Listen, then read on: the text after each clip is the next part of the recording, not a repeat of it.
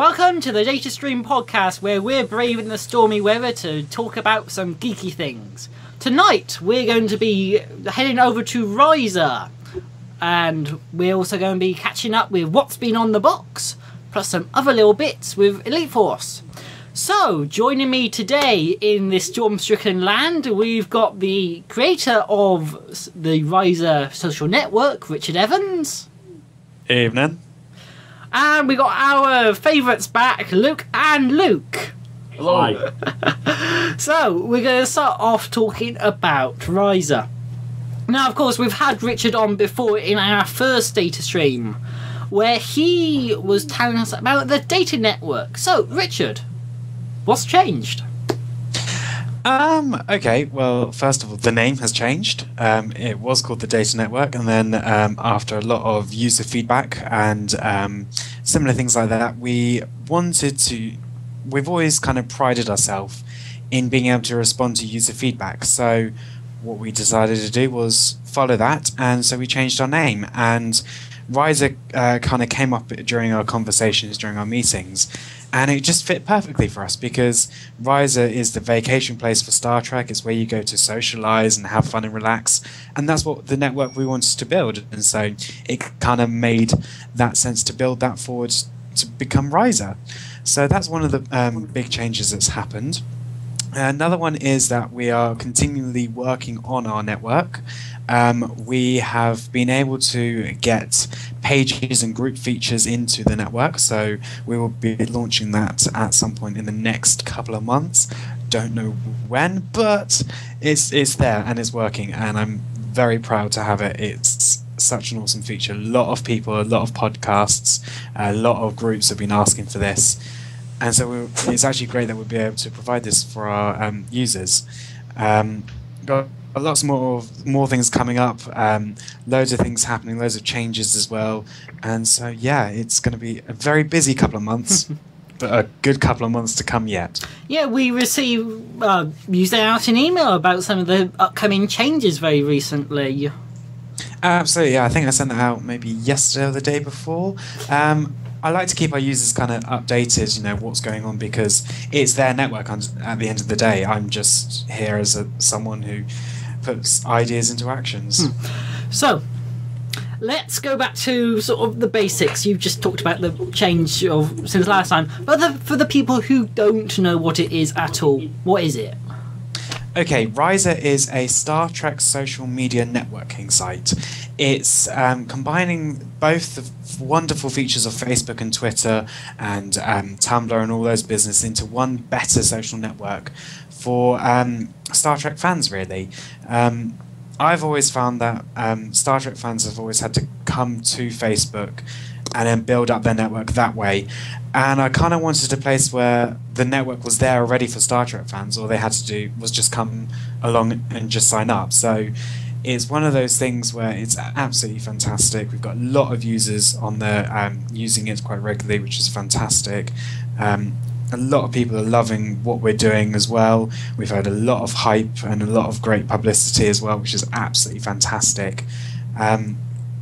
And it's just a great place where you can share, connect, and really just have a little bit of fun in the Star Trek world.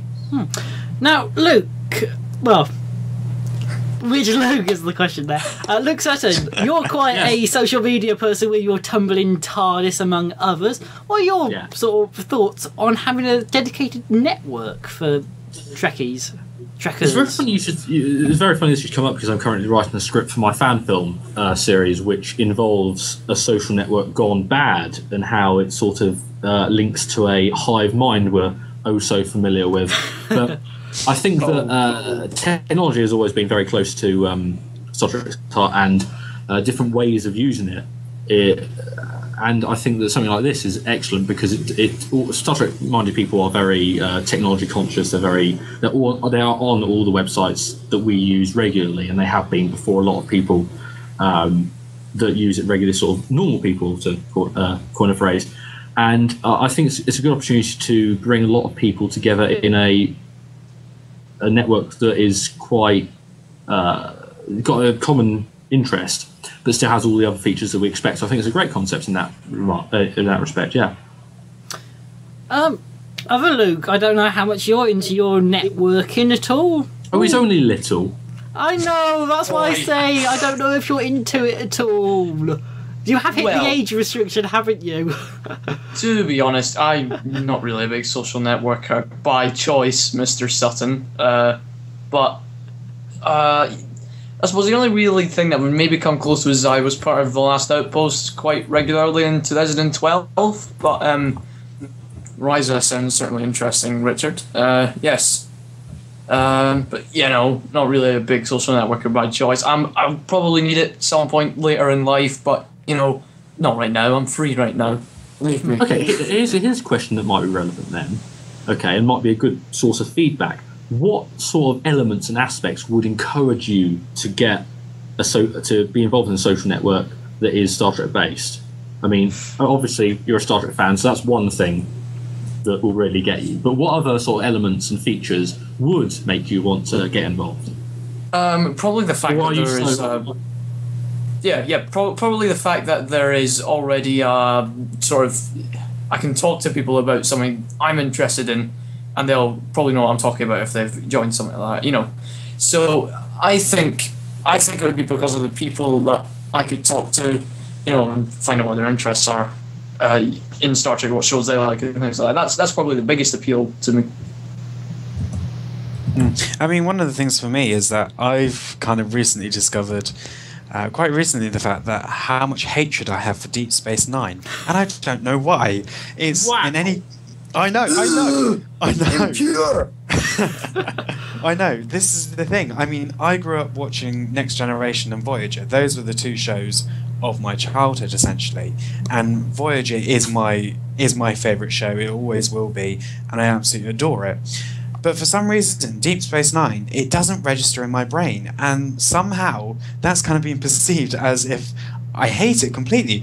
And don't get me wrong, it's got some good elements to it, but I don't think it was well enough made like Voyager was or TNG, and that's just my personal view. I can sort of see where you're coming from, because also Voyager's my favourite, and I've watched more Voyager and TNG than DS9. I think it might have something to do with the way DS9 was more structured, and that had a much longer story arc, whereas Voyager and TNG were very much an episode self-contained. Exactly. You sometimes had two-parters, but long story arcs were quite rare.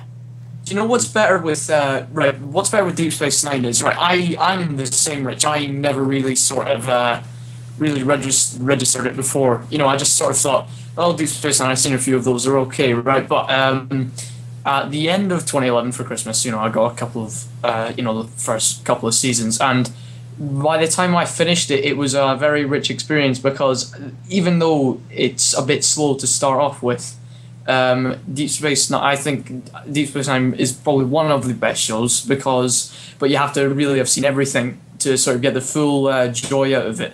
And of course, TNG is a great show. That could probably be considered one of the best Star Trek shows. But I did like Voyager. The only thing I wasn't as keen on sometimes was the sort of the character development episodes, which were a bit boring. Like some of the Deep Space Nine had character development episodes, but I felt like the writers always sort of introduced something interesting about those episodes, rather than Voyager. I mean, someone to watch over me. Oh no, 7 of 9 is in the holodeck again. That kind of thing. So that wasn't always great. And I think season 7 for the last season was quite poor, I would say, in the way that they just sort of ended it. Having a forced Seven and Chakotay relationship and everything like that. We're still waiting for the big movie that connects everything together, which will never happen. It's been too long; it'll never happen. I share a similar view to other Luke. Next Generation is my favourite. Captain Picard will always be, the captain for me in the whole Kirk-Picard debate. Much as I love all of them. But it's funny, because when I was little, I got into Star Trek when I was about 6 or 7. When I was little, and up until I was about 14 or so, I really liked Voyager. There was something about it that was really fun and quite exciting, and visually rich in a way that Next Generation wasn't. Yeah. That being said, I think Deep Space Nine is the one that will age best, and that is because it did adopt a lot of television practices that we're now seeing as standard. No longer do we have really standalone episodes of anything. We do have a lot of story arc based things. We have season-long arcs, which Enterprise played around with in season 3, and we have a very big ensemble cast. Next Generation had quite a big cast, and Voyager to a certain extent did, but what DS9 was able to do was develop their characterization and also the story situations to a far greater extent than Next Generation or Voyager ever could, simply because of its constant setting. It was set in one place, and that isn't, that doesn't necessarily follow Gene Roddenberry's desire to have Star Trek explore new worlds and explore new possibilities in the traditional sense of flying off and doing that. It is very centered around one area. It's grounded to Bajor, to Cardassia, to that sort of area geographically. You really get to know and it. also in terms of stories. Sorry? You really get to know that area. Yeah, and I think that gives you the opportunity to build a lot richer characters and a lot richer situations, thus the Dominion War. Yes. Yeah. I think it does it far better than Voyager. I think Voyager... You see, I've been spoiled by television because I've now seen stuff like the absolutely wonderful Battlestar Galactica and that sort of thing, which has and I've gone to the other end of the spectrum and seen Stargate Universe, which is all plays on a similar theme of being lost in space, having to cope with that, and Galactica got it right because it didn't lurch horribly into just being about a soapy character or anything. And it didn't just do what Voyager did, and basically it's just a ship that's still out there and they're fine, If you were away, if you were thrown into the Delta Quadrant, you would have a lot more. You would run out of shuttles. Your ship would look like crap by the end of 7 years, right? And don't get me wrong, Starfleet's amazing. I'm sure they have technologies to repair the hull, unlike Galactica or that sort of thing. But I think from a thematic point of view, Voyager suffered from that problem. And I have seen how that theme can be done better since. But I don't think that it's a bad show. I really enjoyed it as a kid, and I have most of the box sets. I still thoroughly enjoy it, and it's got and the characters are more developed than people give them credit for. Obviously, the Doctor and 7 of 9 got the most character development, and they are the best and most likable characters. But Voyager has a lot of heart that you can't see. But I still think that as I've grown up, I prefer Deep Space Nine. I think Voyager had the best premise of all of the Star Trek shows. Yeah. But it didn't really work in a standalone format because they had an easier time, if you think about it, than Captain Sisko did. I mean, the Defiant gets destroyed. He gets depressed and whatever at the end of season 6. Things like that. But this is all the sort of stuff, though. Him getting depressed, destruction, war, that Star Trek sort of isn't about. Yeah. Well, I think But then if you go back to where... Richard. Sorry. The thing, if you go back to where the original series started, back in the 60s, when Star Trek kind of first took off, it was Gene's vision, to say, what's happening in society, how can we make that relevant to what's happening now, but in, the 24th century or whatever century they were based in, because I can't remember because it's too late for me and I'm tired and it's just been at work all day. 23rd and 24th. And I'm not moaning. Yeah, anyway. But, that was kind of Gene's thing, back when, had the start, kind of the end of the war and you had the Great Depression and things like that, that kind of stuff, it was still resonating through the 60s and continuing on so with the original series, Obviously, that was Gene's baby. And then obviously, he had, I think it was about a 15-year break from Star Trek altogether. Yes, it was in syndication and all that business as well, which made Gene some money. But ultimately, at the end of the day, when it came to the 70s and early 80s, when TNG first kind of got relaunched, that was Gene's baby, but then that was also him on his decline in his health. And obviously, getting to that point where he died, unfortunately, and everything else. Voyager, Deep Space Nine, and Enterprise, and all the other 2-3 films that have come out since, they haven't had his direct influence, and they've all kind of been going, what would Gene do? What would Gene say? What would do this? And I think TNG got it right. Voyager got pretty close. For me, Deep Space Nine, they got the philosophy behind it, but I don't think they got it all the way, if that makes sense. Possibly halfway there in Gene's kind of. Yeah, exactly. It was Gene's.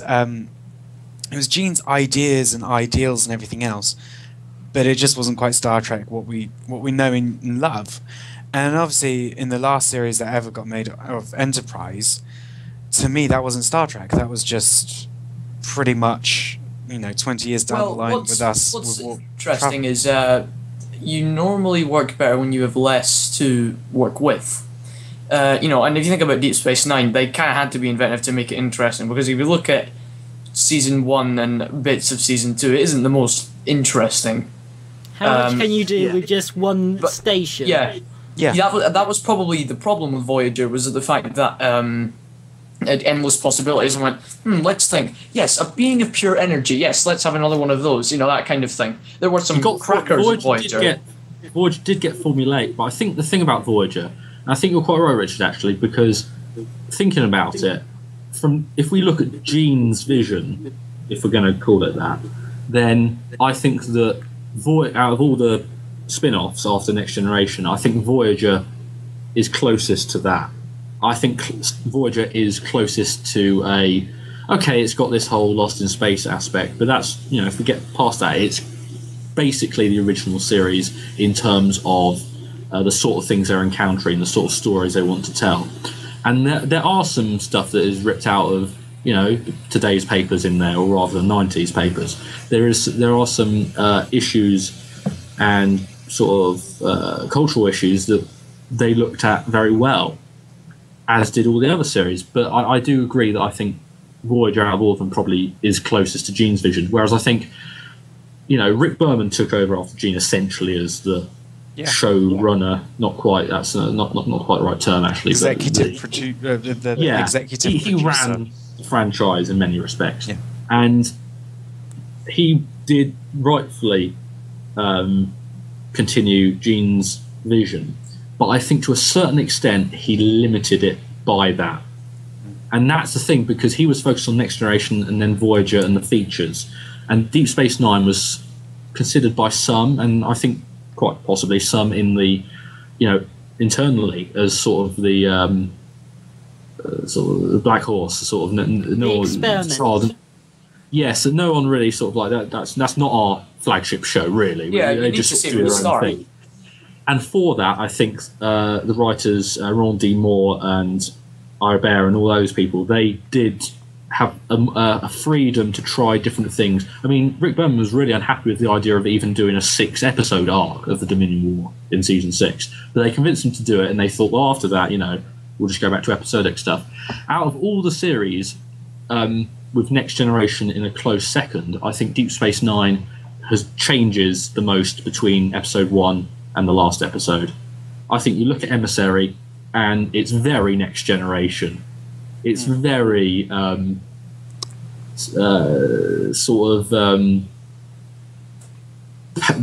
paced in the way the Next Generation would be. Whereas in finale, it sort of has more freedom. It feels a little more natural, the way it's structured, the way it's written, and it's a unique sort of. There wasn't sort of the same narrative structure in Deep Space Nine inside the actual episodes, not just the arcs. The other two and shows had an Enterprise is something different, which we may get onto. Yeah, I mean, I'll tell you something.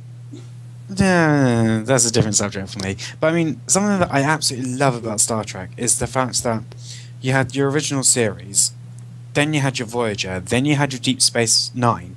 Now, you can have Deep Space Nine that kind of interjected with the Voyager timeline, and the Voyager timeline interjected sometimes with the Next Generation line, and back with the Deep Space Nine, and so on and so forth. It was able to intertwine with each other. Like, obviously, when Captain Picard first sees the Galaxy ship, obviously now known as the Enterprise and everything else, that was at Deep Space Nine. That's 2 series down the line. When the Doctor goes to the Alpha Quadrant to deliver a message on the Prometheus, I think. Yes. Thank you. That's right in the middle of the Dominion War. That's something that Star Trek has done very well, is the fact that it's kept to its timeline, it's kept to the segments of what it is, and it's able to intertwine so easily. And that's something that you see in the first episode of Deep Space Nine, which in fact Luke stars. I watched recently, as in a couple of weeks ago, because I was fascinated by it and I thought I need to watch it. And the thing that really caught me was that the first thing you see is Captain Sisko in a TNG uniform and Chief O'Brien in a Voyager uniform. That was the first thought that I had, thinking, why do you have 2 uniforms? And then you just kind of... They get the First Contact uniforms, which is another connection because they got the Defiant in First Contact and Worf. Absolutely, and then also you got the films kind of filling in with that. When you get First Contact, possibly one of the TNG films, I can't think whether now in could quite possibly when they're in the new uniform and everything else. But obviously, Voyager being in the Delta Quadrant, they don't update their uniforms.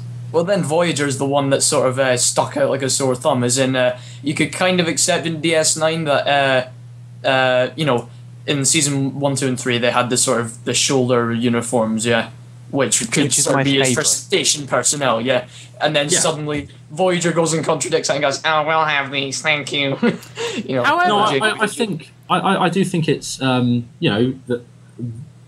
I don't know why Voyager wears station uniforms.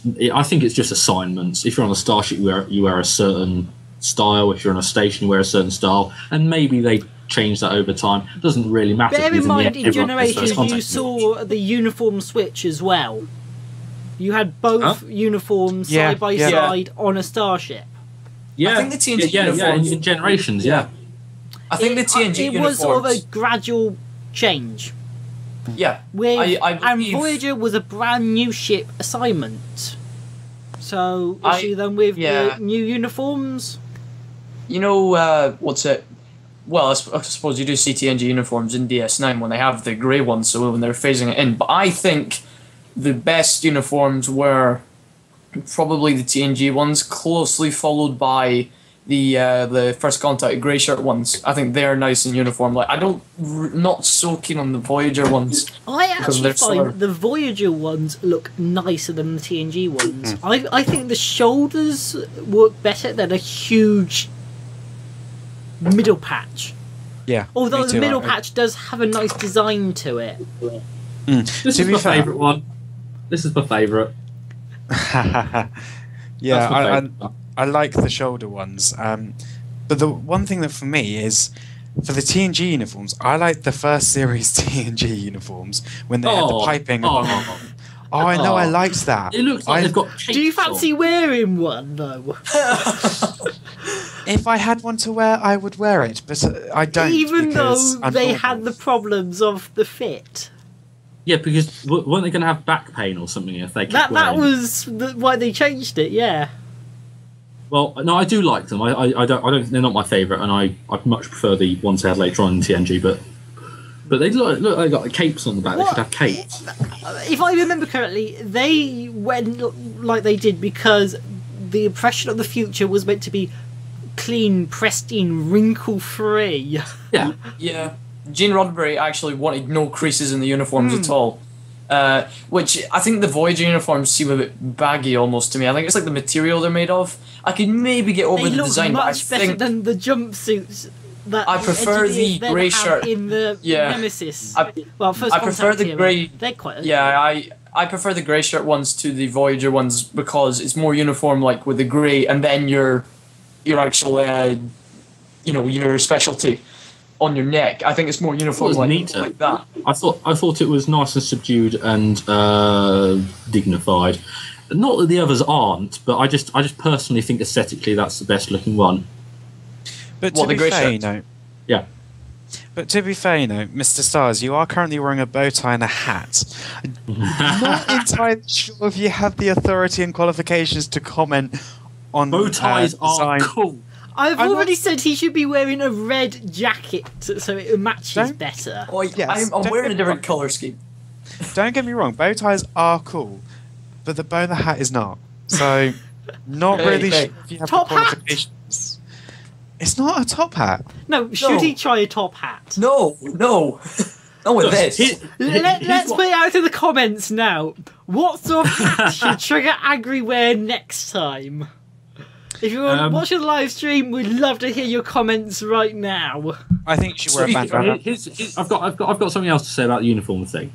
Look, Gene Roddenberry didn't want any creases, right? And there's a lot of things that he established in the original series that sort of get glossed over and sort of forgotten about. And I think in this case, it's one of those things, 400 years ago, we were wearing clothes as a race, right? And they had creases in. To people 400 years ago, we are like gods, and we still have creases in our things, right? Some things, despite the advances in technology, despite the advances in society, are always going to be there, right? Star Trek, the society in Star Trek always tries to better itself. We always try to be better people, not earn more money or whatever. We're trying to be better people, right? But we're always going to have certain flaws. And this is one of them. People are always going to have creases in their clothes. There's also that ridiculous thing about we are no longer obsessed with the accumulation of things. That's what Picard says to Wesley, I think. Replicators! And then in And then he season gets 4, this- you see all these items splayed out over Picard's desk. It's like, please don't touch that, So But I think it's an ideal to strive for, not something to be followed to the letter. It's like one of those. It's like the old phrase, says, "Don't hang on, do as I say, not as I do," type thing. Because he may be, kind of all caught up with collecting things and having valuables, sentimental, valuable things, but he obviously doesn't want to pass that on to Wesley. And in like the documentary Track Nation that's out there, Wesley was essentially Gene's surrogate son, if you want to. Yeah, no, I understand that, yeah. And so, because obviously, I'm not sure if you guys have watched Track Nation, but I watched it quite recently. It was very, very interesting, actually. Some time ago, I think. Yeah, Gene's son was never into Star Trek, didn't want anything to do it. And Gene kind of just kind of regretted this and resented against it. And so he just, from what they said, they kind of formed Wesley as the ideal son for Gene. And so that's where kind of that character came across. And Picard was kind of almost like a mirror image, or a portrayal of Gene himself. And so that's maybe where that kind of correlation and that kind of whole relationship and banter that they have with like the whole "shut up Wesley" and stuff like that. So yeah, I mean, do we like Wesley Crusher? He's okay. Are we those sort of fans? Do we like him? Don't we? Not in the Big Bang Theory. What was your answers on the excuse me? visor? Excuse me? You can't say that when it's very No, hang on, you we can't don't see my like Will top. Wheaton in the Big Bang Theory. Yeah. Because he's evil. This is my top. It says Bazinga from The Big Bang Theory. It's a great There we show. go. I like Will Wheaton in it, but I'm more on about the character as he was portrayed in TNG. Yeah. Kind of. Kind of when he stopped moaning a lot, in season 3, then I kind of liked him, Season 1, he was sort of like very whiny. And I also feel, And I suppose that's what kids are like, but he was supposed to be this really, intelligent guy, and he could pilot the ship. And it was a little bit Mary Sue-ish in that respect. Season 2 and onwards, fine. I quite liked him. When he grew up... Yeah, but what you've got to remember is that, he's a child who's lost his father. His only role model is Dr. Crusher. And obviously in the very first episode, when you see Crusher, Will Wheaton... Wesley, there we go, sorry. you can tell I'm tired. Wesley and Commander Riker, first interact. You can see his big eyes gleaming up, going, "Is this going to be my father figure that I've always wanted?" Yeah. And you kind of see that insight a little bit, and obviously, you get that. Yes, sir. Of course, sir. That formality of being, "Oh my God, you could be my dad. Please be my dad," kind of like thing. And then obviously, as the series develops and everything, as we find out that actually, Captain Picard is more the father figure than Will is, because Will's too busy playing with Troy. Yeah. No, when I was a kid, and I Next Generation was the first one I watched, and I really got into it. And when you're a child, you do more than adults or teenagers. You do look upon Romulus on TV and sort of pick up stuff from them. And to me, I always thought that Will Riker was more of like a big brother who was going to teach you about girls one day. He was laughing at a twinkle in your eye, but you knew you could trust him to be sensible as well. And I think, Jonathan Frakes once said that he didn't think he himself was a particularly good actor. But I think the character of Will Riker was masterfully done, actually. Yeah. And, not the best developed character of all time, but I still think, Next Generation is my favourite, and I'd much rather be sitting at the conference table with Picard and Riker than Janeway and Chakotay. Of course, Will Riker has been in every Star Trek show except for the original series. That's right. Well, He hasn't been in Thomas Voyager. Well, Riker has been in every show except for the original series. He hasn't been in Voyager. What are you on about? He's been in Voyager. He's in a Q episode. Yeah. Has Death he? Wish. Yeah. Season 2, watch Death that. Wish. Okay. It's a very small cameo, but he is in it. And he was in Enterprise, obviously in that infamous season and series finale.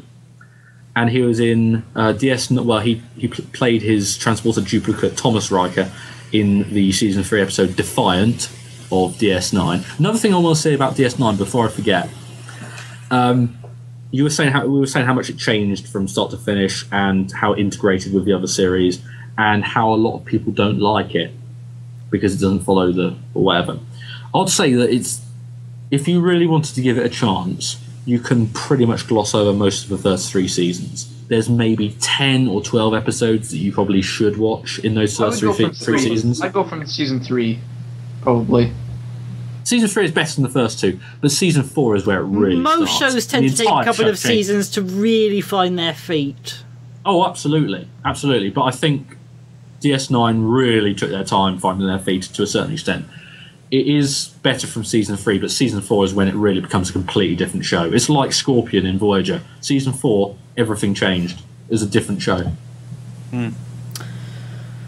Well, we've rather stayed on the point of talking about social networking here, didn't we?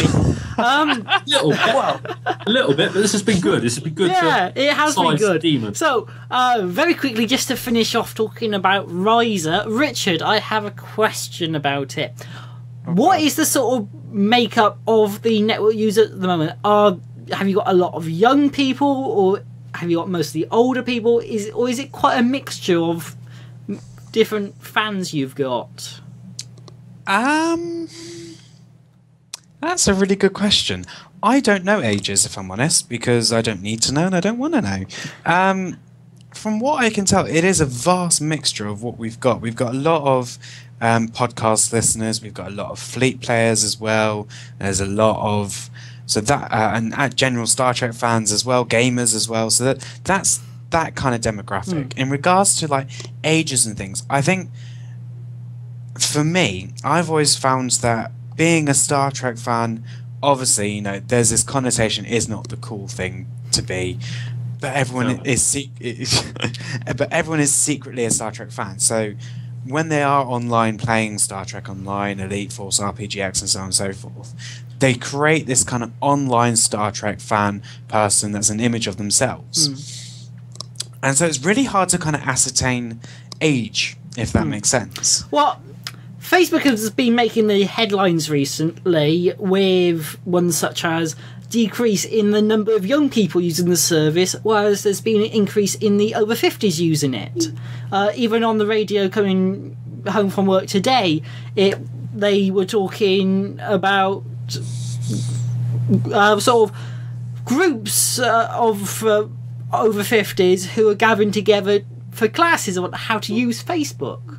So it's sort of interesting how the social networking landscape does change. It's become such a tool for people to use. It used to be, again, a lot more of a young person's thing because it was internet based, it was fun, it was cool. But I think Facebook and Twitter, as opposed to things like MySpace and Bebo and some of the other ones, they have such an impact and such an influential effect on the way we live our lives now to a certain extent that it's almost impossible not to use. My parents don't use it and they live happy, full lives. But a lot of older people certainly do now use it. Parents of people who got them into it, grandparents even, that sort of thing. Grandparents who want to keep up with what their family are doing, their grandkids are doing. I think for Star Trek fans, and with this Risa network, Star Trek fans, again, are of all ages. But I would imagine that whatever their age, it sort of, again, I agree. I don't think it matters because they just want to. The thing about Star Trek fans is they always want to meet other Star Trek fans because it's not the cool thing. It's such a rarity in this day. So then we can have meetings like this. Actually, in Risa, you've got a good way of meeting other people because you've got a people directory, haven't you? Yes, absolutely. So if you do want to search for someone or you just want to see who's around, go to the directory. The problem is when you've got so many users, the directory is going to be so unusable because you'll have zillion pages of people. Yeah, we are looking into that and making that better. So we have friend recommendations soon, are we? Or is that just something a new idea now? Yeah, we have actually got friend suggestions and popular users kind of feature in our development websites that we have. So that's kind of a feature that is going to be prominent there. And one thing that I've always been passionate about is cross-platform compatibility, and try saying that 3 times at 8 o'clock at night.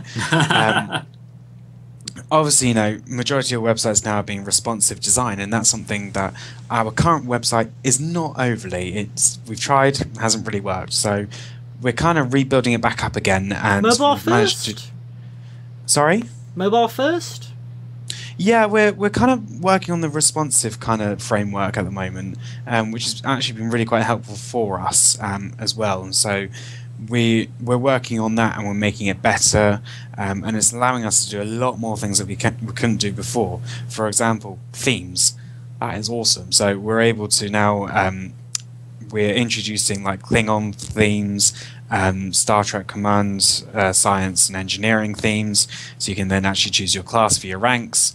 Having a Borg theme, Cardassian possibly, I can't remember, and it's my project, but I can't remember. But yes, that's kind of something that we're able to add into it as well. So that's something that is going to be new for the summer, hopefully. So, we called it there for talking about Risa and probably talking about our favourite Star Treks and all those little bits. So, let's continue. This is the DataStream Podcast, available on iTunes, YouTube and via RSS. And talking now, we're going to be seeing what's been on the box. Now, of course, our last one was all the way in the sort of middle of January. So, we've got some catching up to do. Sherlock! Now, I know we've got some fans of it here. Oh, looks what's he going to fight this time? It's Benedict Cumberbatch. Box set or something, isn't it? Or his own hat or cloak. Hat. No, he's wearing a hat. I'm off the hook. Yeah. Mine's a cool one. DM20056 says hey on the chat. Yeah. Hi. Oh, we like DM. DM's one of our good players on our other... If you're watching our YouTube channel, we do other videos as well with gameplay and things, and DM's one of the guys who joins us there. And has joined us for things such as Age of Empires and Battlefront and a few other little bits, well, Minecraft specifically as well. But anyway, Sherlock, what did we think about the epic return and the cliffhanger we've been left with, which has questions of the future. But of course, we've had 2 more series commissioned, so that's another 6 episodes heading our ways over the next 2 years, which is good news. Well, I thought I'm going to jump in here. We waited 2 years for this, and it's over so fast. But think of it this way: a good way. You get 3 episodes a series. However, compare that to Doctor Who, and your episodes are double the length. So in theory, you actually have 6. Yeah, but that still isn't Doctor Who's 13 standard run, is it?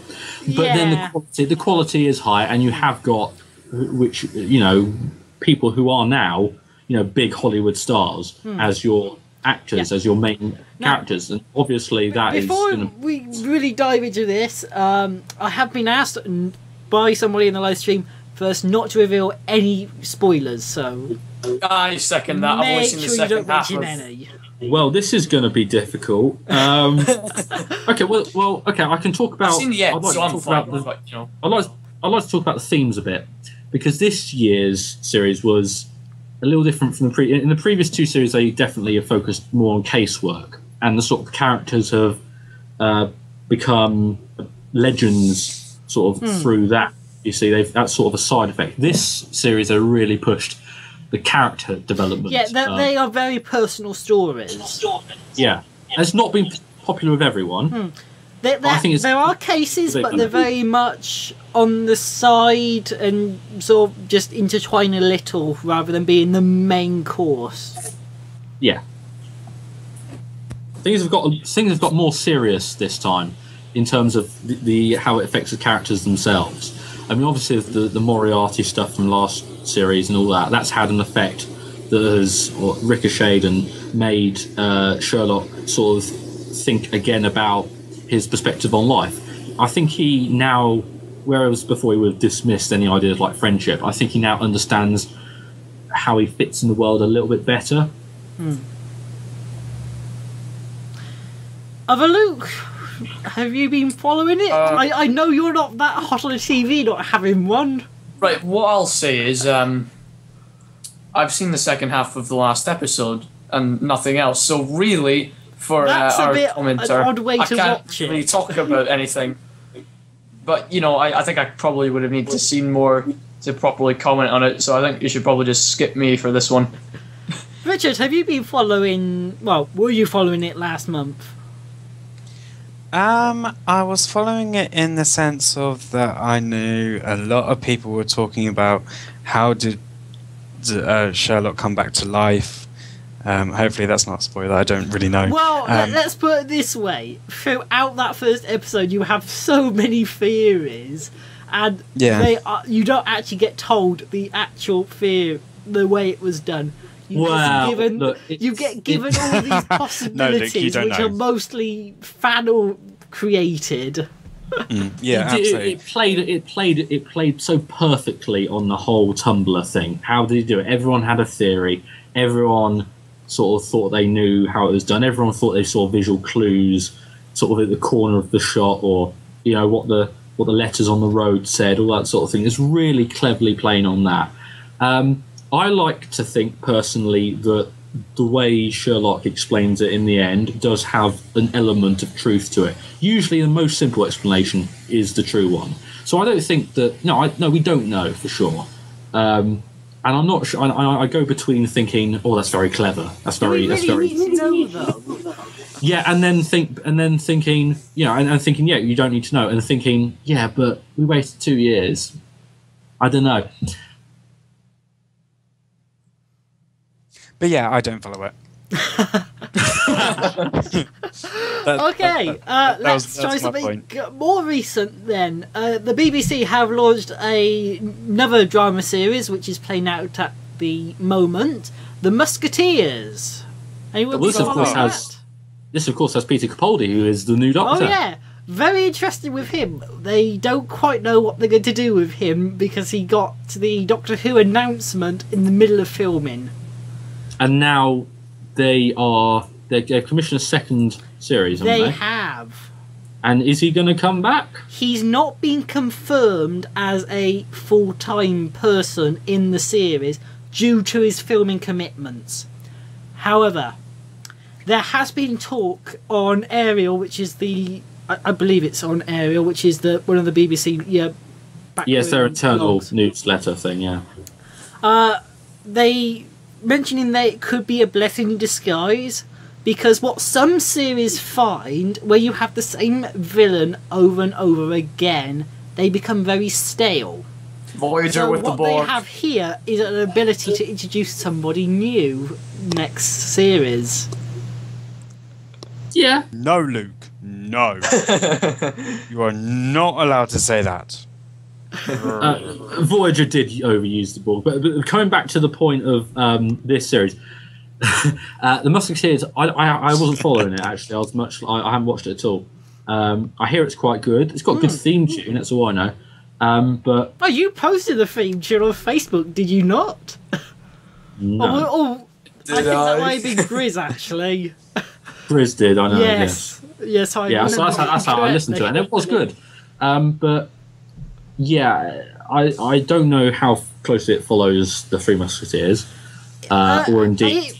From what I understand, it actually follows the sort of story quite well, in where it's set inside the Musketeers sort of universe story arc line, whatever universe. Yeah. Okay. So I mean, if it's practical and sort of realistic, and it, to introduce a new villain or whatever, that's fine. But Peter Capaldi obviously saw an opportunity that he wasn't likely to get very often. Even if he had committed to another series, I don't critique his decision in any way. Well, it's quite difficult to film in South Wales and Cardiff and over in the Czech Republic at the same time. Yes. They're filming Doctor Who at the moment. I don't know how long that will take, and I don't know when the filming for the Musketeers is going to happen. So I imagine it won't be for a while. So I imagine there won't be as much of a clash as there might have been. We might say, we might not. Killing off a character like that could prove difficult. Try to stick with the overall story, because they might need him for any spin-offs they do if they decide to go in with the Four Musketeers, because of course of the way this all ties in with their universe following their books. Maybe they could link the Three Musketeers and Doctor Who somehow. So maybe the first episode is the Doctor in disguise as some of the Musketeers. Well, going back to our last programme, Who-Lock.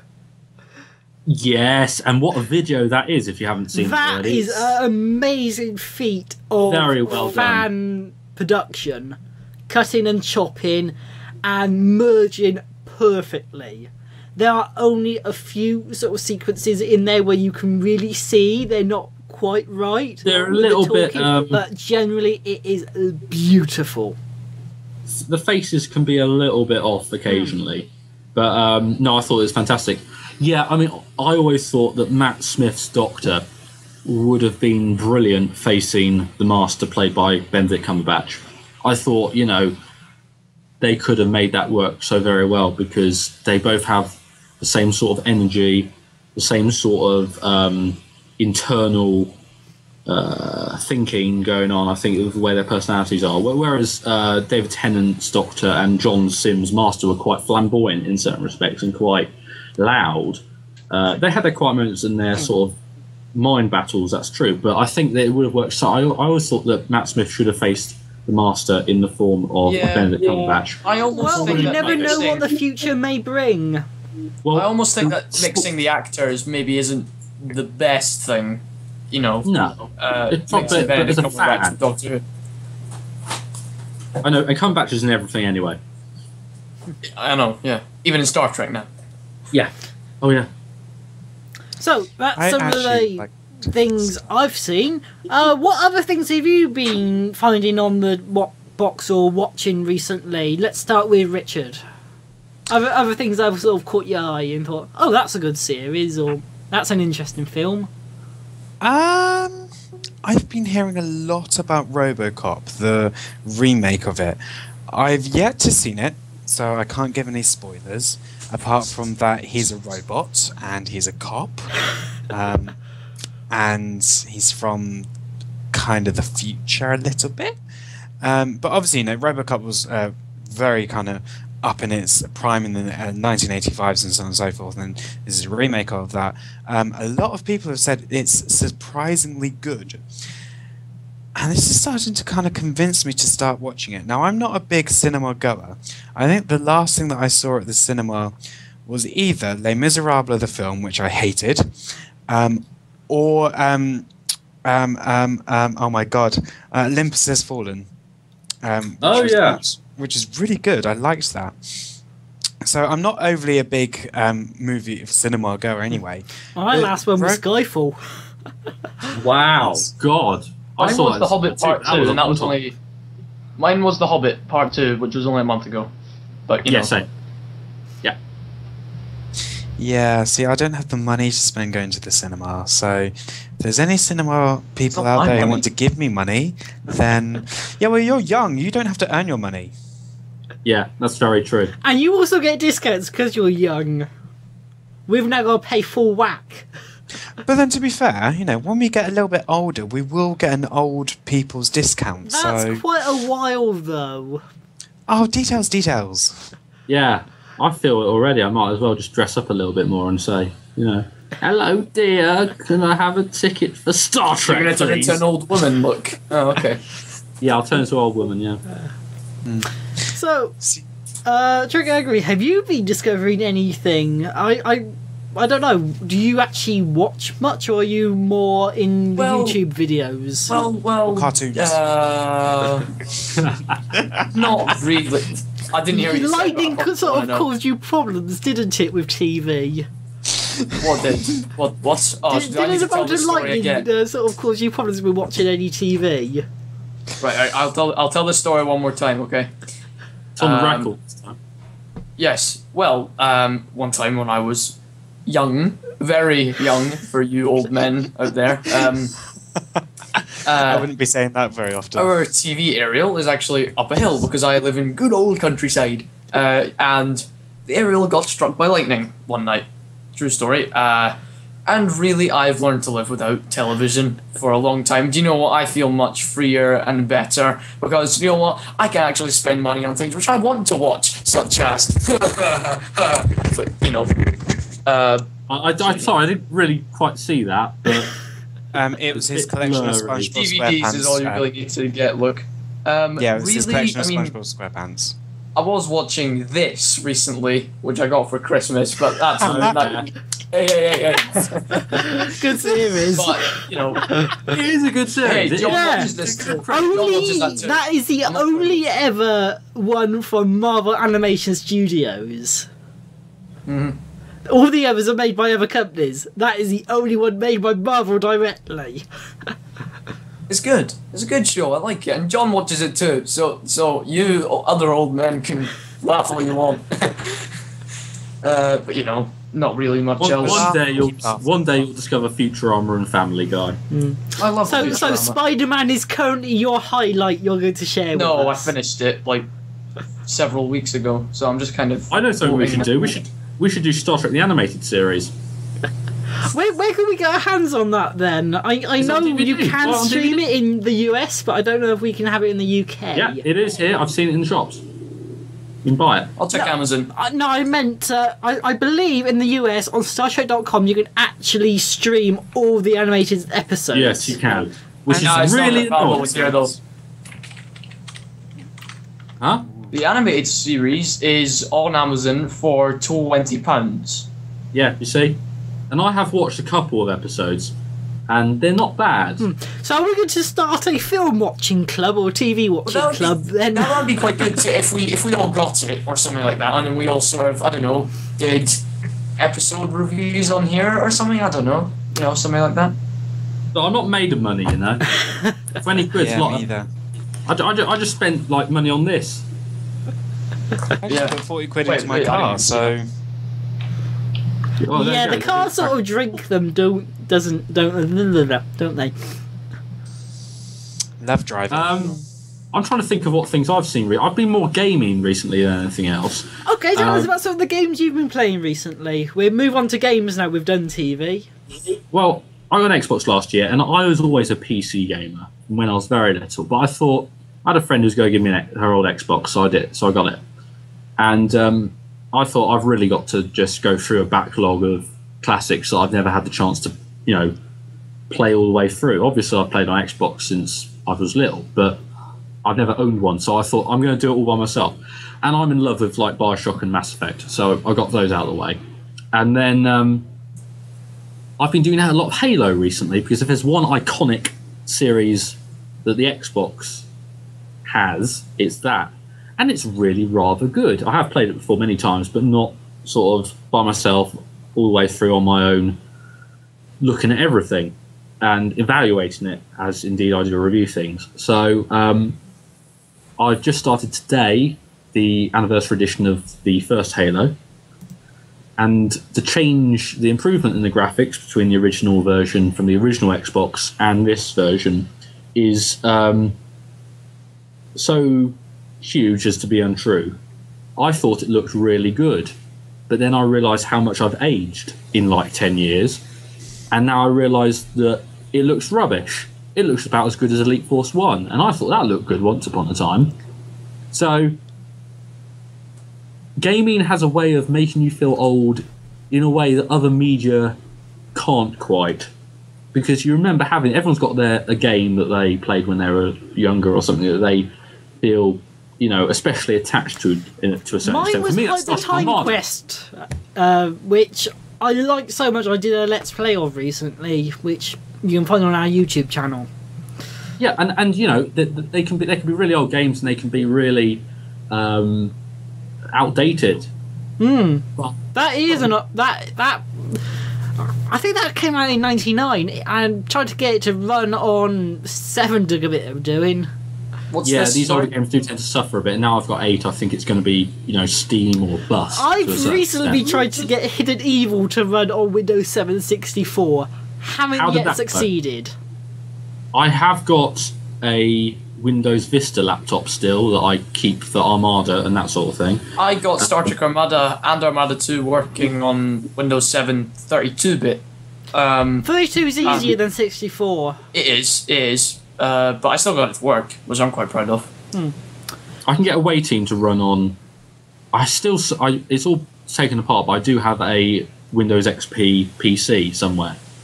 And Away Team runs quite happily on Windows 7. Yeah, Waiting's fine. Got no issues. Yeah, so I think that's. But Hidden Evil would work on there too. But I don't think I've got Hidden Evil to work on anything else. It's fine. It's a rubbish game. Yeah. So I'll talk about what I've been playing then. I've actually only just started having a go at Sanctum 2, which is the first-person shooter tower defense game. It's an odd combination, but they make it work quite well. You place the towers and supplement the towers. You're there running around with your gun, trying to stop all these aliens getting through to your core. And what's the story about? Where's the character development? There isn't. It's just a tower defense game. Oh, I only play games with story. I'll tell you something I've been playing. You make your own. I'll tell you how I've been. Well, there is actually a story. It's based in a cartoon strip you get throughout the game. Okay. All right. Well, what I've been playing recently is online Tetris. Seriously, but Rich is just looking very confused. It could be worse. You could be playing Pong. I was playing Bridge Commander a month or so ago, and I almost finished that. Star Trek Bridge Commander is a good game. It is. It's a classic. I love Bridge Commander. It is a bit slow and a bit dodgy, but it's good. It is good. I seem to remember one time while when your bridge is shaking and your character is sort of going to weird poses, to show the turbulence, right? Well, what happened was there was a cutscene. Straight after I was attacked by something, and my first officer was stuck in a sort of Stephen Hawking pose, and she was talking like that during the cutscene. It's like, do you have any information about this? Screenshots, please. Yeah, it happened twice in a row, so it should be easy enough. So, Richard, have you found yourself any time for games recently? The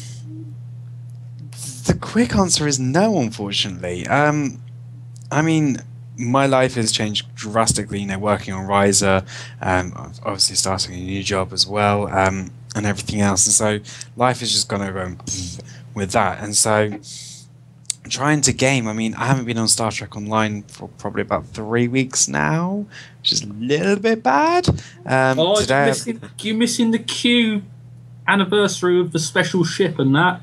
I've not been on for about 2 I months. really cannot be bothered to try and get that. Oh no, I'm almost there. 2 more days, I'm there. I haven't even started at all. Every morning. I looked at the quota. Yeah, I'm not going to even attempt that because I'm not going to get there because I play it so little. Yeah, but it's only 15 days, and only, and you get like the first lot you get with their new featured episode, which has got Tuvok in it, which is pretty cool. See, I do want to play that. Well, it'll still be there, but you won't get the ship at the end if you don't do it within the next month. I think you've got a month to do it, so there you go. Well, you got until the end of the month. Yeah. So you got 15 days at least. Yeah, I might do it after I've done it here. But I mean, it's really good. The episode's really good. Absolutely. So for me, you know, don't get me wrong, I love gaming. It's a great part of my life and everything else. You know, I played Grand Theft Auto 5. You know, that was fantastic. Loved it. Specifically, got a new Xbox so I could play it. So that was awesome. You know, Star Trek Online is a great MMORPG as well. But, you know, the classics for me, Star Trek Elite Force 1. I really want to get back into Elite Force 2 for some reason. Don't ask me why, but I want to play it. For your Elite Force 1 craving, join us this weekend for our Hollow Match games. Oh yeah! I forgot about this. Can you resist assimilation as we play the game modes of assimilation, free-for-all, team deathmatch? I love that. Can you resist assimilation as we play the game mode assimilation? To promote this, I have been on one of the deathmatch things, the things that John has run, and they're great fun. Yeah. So come along. They are. And fight. They are really open to everyone to just come and have some fun. We occasionally get some sort of the more pro players come in and annihilate everyone, but everyone still has such a great time. Everyone annihilates me. Can I say publicly, for everyone who's still asking me, I am still admin of Elite Force Files. I still do run it, but you've got no control power. It's broken. I've got no access. So I am still, by title, running that site. But when I try and log in, the site is broken because FileFront is probably broke. Personal opinions do not reflect my FileFront administrative duties. By the way, I love that segue into what the games I'm doing into, then Elite Force 1, then into the Hollow Match promotion. It's good. Yeah, now that's your whole great. This is good. This is what we do. It's good. So it's the DataStream. Professional segueing. I like that. No, John's got cue cards. He's got cue cards there. He's just like, right, what's next? Well, you say that, and the list I currently have on my desk is actually for website updates, which I was doing yesterday. So if you're looking for the sitting on my desk series now, which used to be so hard to find, I've actually migrated it into a new guide section, which will be appearing on the navigation very shortly. So, anyway, quickly, back on to the Elite Force Hollow Match games. Yes. Sorry, if you fancy joining us, go and hop onto stationomega.net, where you can find the timetable for the matches, which are this weekend on the 15th and 16th of February 2014. For anyone who's watching this much later in the future. Have you got a trailer? Oh, we don't have a trailer this time. I've been busy with other things. No, fair enough. Hey, nobody really was watching the old trailers, so I made a nice poster instead which said, can you resist assimilation? Which, if you go onto our Facebook page or our Twitter page, you can see that picture and go and retweet it to everyone. I'm going to do it now. I'm just that smart. But yes, we're going to be playing a few game modes. Simulation was extreme fun last time. I will admit I was quite horrible to the Borg, in that I went and found myself a portable personal transporter, and as soon as they got close to me, I would transport away. Much to their annoyance. That's horrible to them. I think that's doing what you're supposed to be doing in Escape. Well, I would purposely go get it, then find them, then vanish. Then have to go find me again. It was fun, though. This was being played on the Derelict maps. Derelict 2 is a great one because that's half assimilated. That's scary. I hate it when, there's a secret room in that map, which is a bunch of good stuff in it. It is very annoying, however, when you transport in and 3 Borg are waiting for you, and there is no way of escape. There is a hypospray in there, which is one of the most deadly weapons in the game, because if you get to use it, it's instant kill, even to the Borg Queen. Really? Yeah, have to sneak up behind but her, you've though. got to use it perfectly, and they can usually simulate you quicker than you can hypo them to death. I've said this before, right, on other things, but I don't know if you've ever, other viewers might not know this if you play Elite Force. Have you ever noticed how they hold their phasers, right, in Elite Force, right? This gets me every time, because, right, I've got a phaser here, right, and, right, you know how you're supposed to, with the HUD and everything, or the TED as they call it, it looks like this, and you've got the finger on the trigger as it should be and everything, right? But if you look at the bit upwards, Luke, you're being cut off by your name box. Oh, okay. All right, like that, okay? Like on first person view. You got the finger on the button. Or the thumb, rather, because it's a thumb. But if you look at the character models on the outside, they always shoot like this. Yeah, right? It's ridiculous. Now, if you want to see more of Luke talking about holding phasers and other things, Thoughtful. go and find...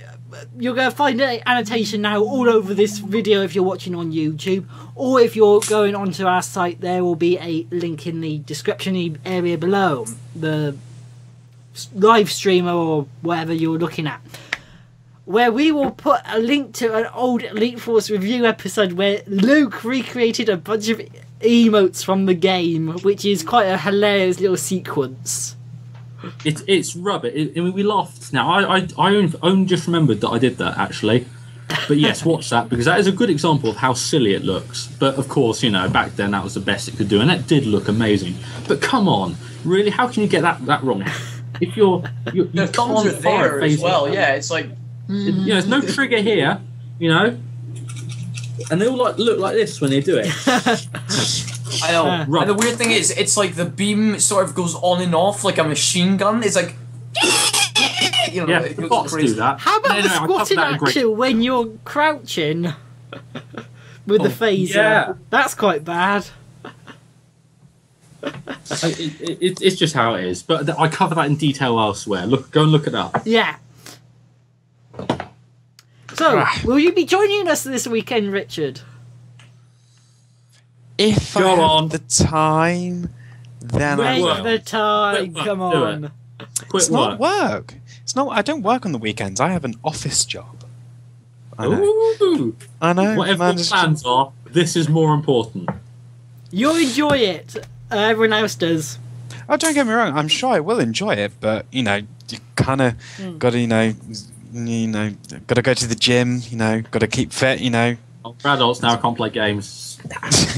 Damn. Well, and we've got a nice server for it as well, which is hosted here in the UK, so we all enjoy very fast pings. It's far better than the servers that we had for our first attempt, which were US based. But we've now got a wonderful partnership with UK hosting company Host My Data, and we've got a VPS server through them hosted in Cheltenham. Awesome. That's good. That'd be good. That'd make it even better because I don't think there were many problems last time that I can remember. But I think you can also be sure that Cheltenham will be quite good for speed because of a certain donut that's inside the town. Yes.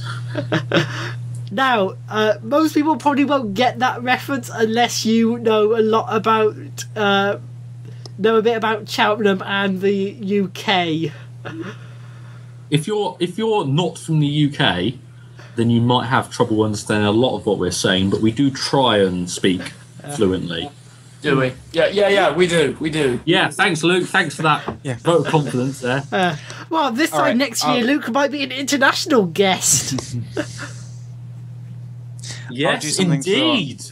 Indeed. Are you for or against, Luke? He doesn't have to give you his opinion. What are you asking me? Do you want to be independent? No, I don't. How well said, like a true Scot.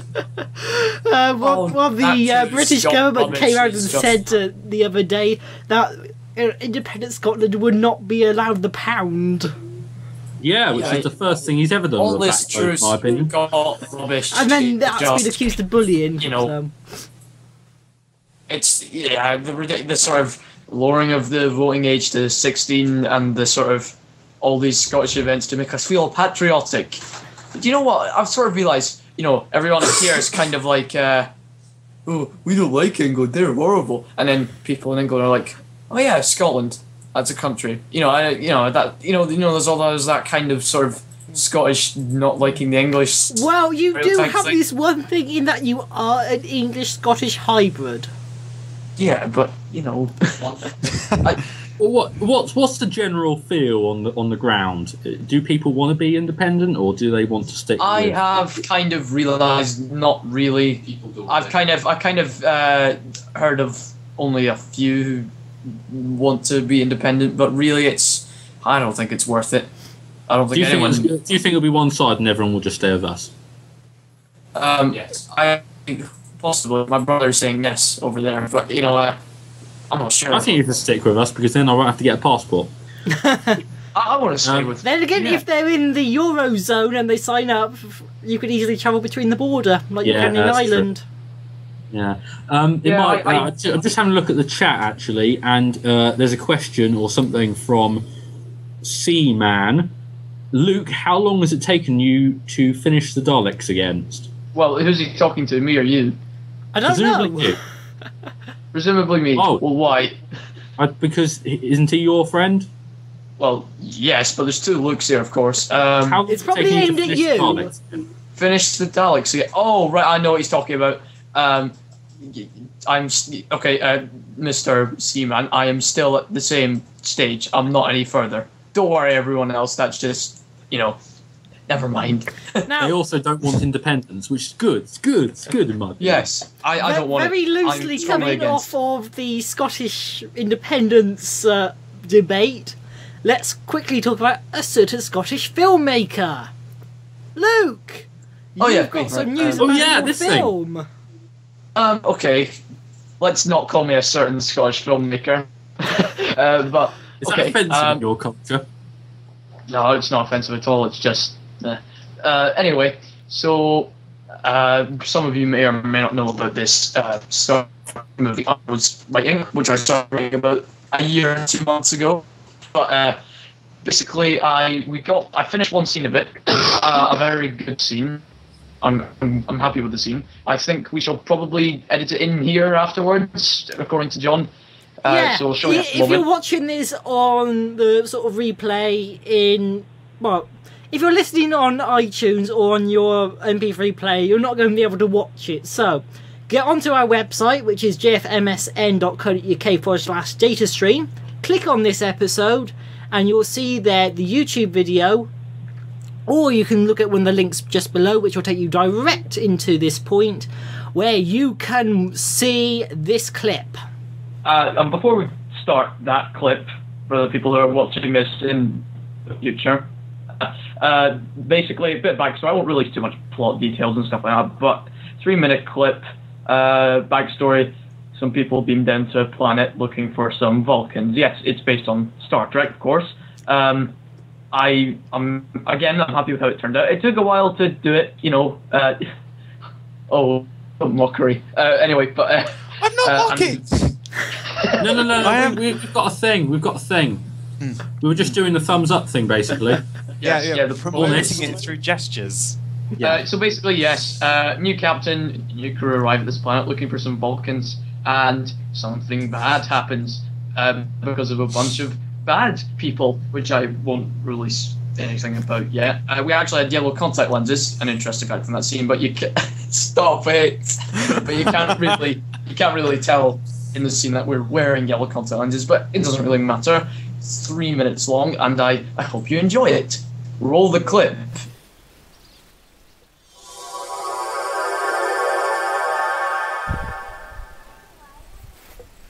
This doesn't look too welcoming. Structure's this way, everyone.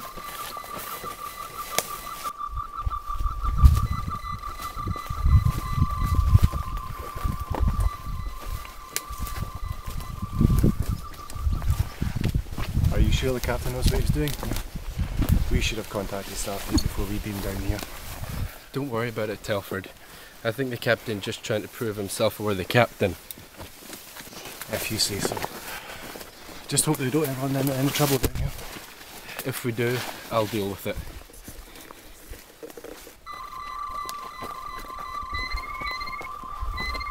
Hang on, everyone. I'm detecting multiple life signs ahead. How close are they? The structure's force field's interfering with my tricorder. I can't get a clear signal. The only thing I can determine is they're close. Well, we've come this far, we might as well keep moving. Be careful, everyone.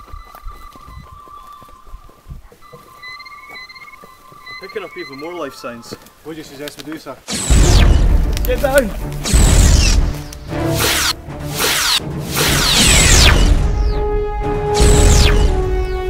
Stay there, Doctor!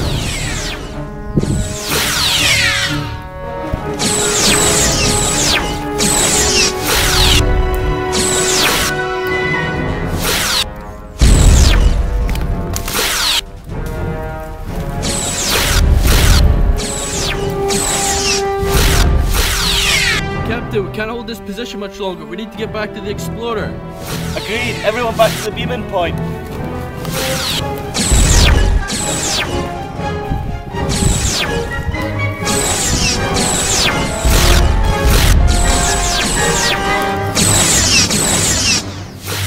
Come on, Doctor. Yes, sir.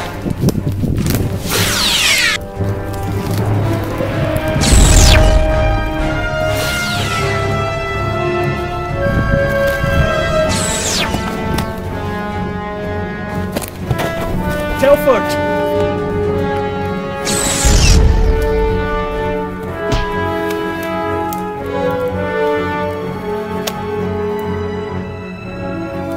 Go, Captain! Just go!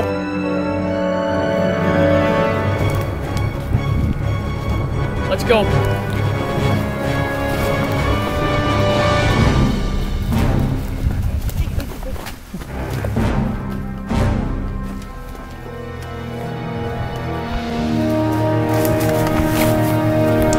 Access to Explorer 3 to beam up.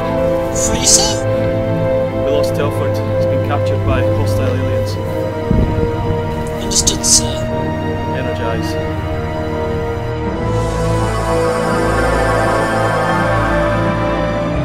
So let's just continue on the sort of stream of updates and what we're all doing. So that's what Luke's currently up to. Let's go on to the other Luke now. You've just mentioned more Unity. Anything else you're working on? I'm working on a few things at the moment. I am going to bring back a series, a YouTube series that I did back in 2007 and 8 and 9 and occasionally afterwards called What Really Grinds Your Gears. And it's a show where I look at what people don't like in the world and I try and make it funny or I try and suggest a solution. And I only did it for a laugh because, you know, a lot of my efforts on the Star Trek Unity fan film. But then it sort of took off a bit because people actually liked it. So I'm going to sort of reboot to that a little bit. And so that'll be later this year. So I'm sort of just coming up with a few concepts for that at the moment. I'm still working on Star Trek Unity, and I hope to have another episode out within about a month or so. And there's a few other things I've got lined up, but I don't like to jinx things. Anything grinding your gears at the moment? I don't know how badly the weather's affecting you with half the UK underwater. It's been quite sunny the past couple of days down here, but we have had awful storms during the night, and I know that the further north you go, the worse it gets, basically. So certainly the further west you go. It's been a bit miserable here, but it's not really been terrible. I know Wales is suffering a bit. Yeah, it's just a bit yucky here. And Richard, you're working on more updates for the not data network anymore, is it? It's Risa. Yeah, absolutely. I'm working on Risa pretty much constantly at the moment. There's a lot to do. There's a lot that I need to put in. There's a lot of that the team needs to put in as well. And so we're trying to kind of pull our ideas together, get everything kind of working. It's nice to say that I've got a team as well that are all dedicated and working with me towards creating a nice and great network. I have been toying with the idea, and I mean toying with the idea of creating some form of UK Star Trek meetup event of some kind. Been toying with the idea, and obviously using Risa as a platform. Now there are a few already in the UK that I've heard, because I don't really follow the convention things. My first ever convention meetup was Star Trek London back in 2012, where I met these two lovely gents.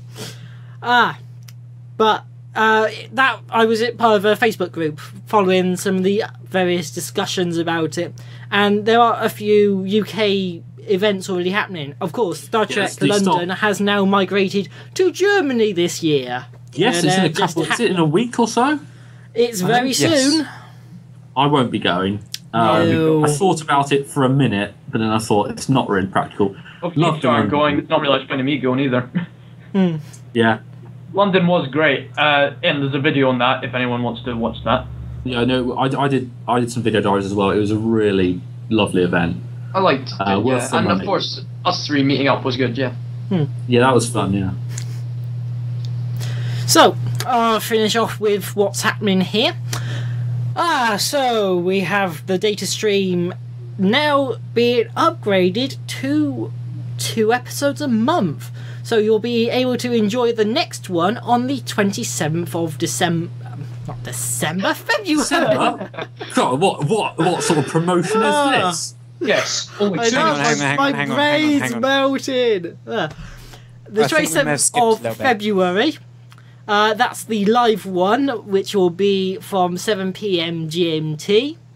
And of course, you can then watch that on YouTube or catch up through various podcast services such as iTunes, or subscribe to our RSS feed, or just visit on the website, and that will be up from the Saturday. Same with this one, it's out on a Saturday. Other things now. We've already talked about the Elite Force tournament, which is going to be happening on this weekend, so probably over by the time you watch this or listen to this, unless you're live. And so you'll be able to look at the results and see what we've got coming up next. We are going to be launching a mod night as well, which is going to be a bit more regular, where we will be having just one evening where we put the server onto a Pacific mod and just play it. I think some people have already been suggesting excessive overkill. I don't know how the Lukes feel about that mod. I've seen the clip on your channel of it. It looks interesting. I don't know how it would work with a lot of players, however.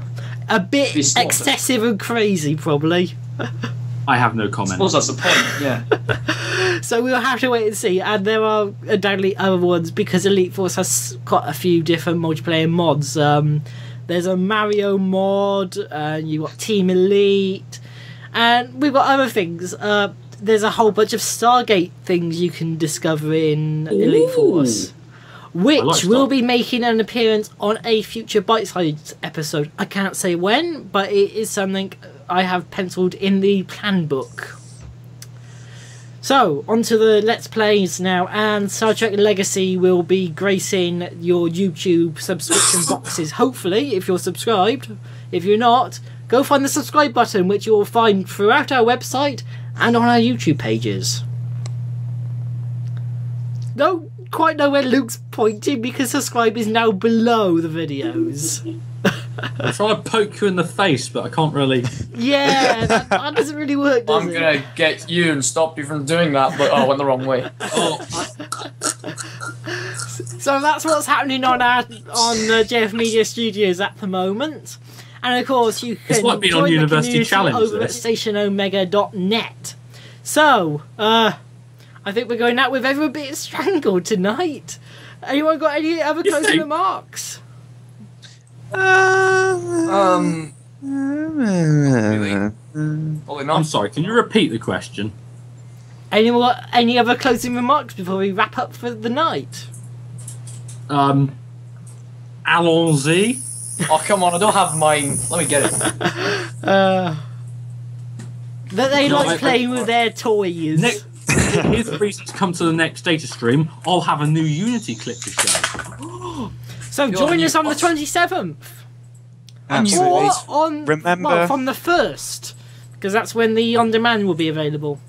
Absolutely. Remember to sign up for Risa as well.